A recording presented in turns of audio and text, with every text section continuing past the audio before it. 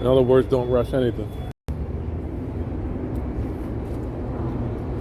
See, a lot of these blackberries you can't even see.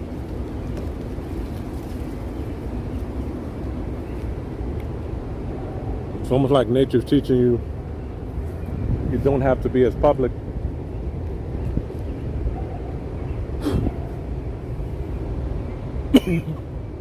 With everything.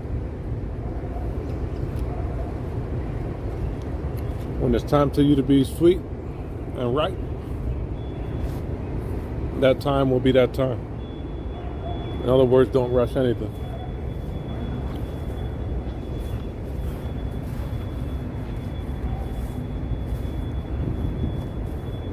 I've eaten about 200 of these already, and this tree is still filled with them.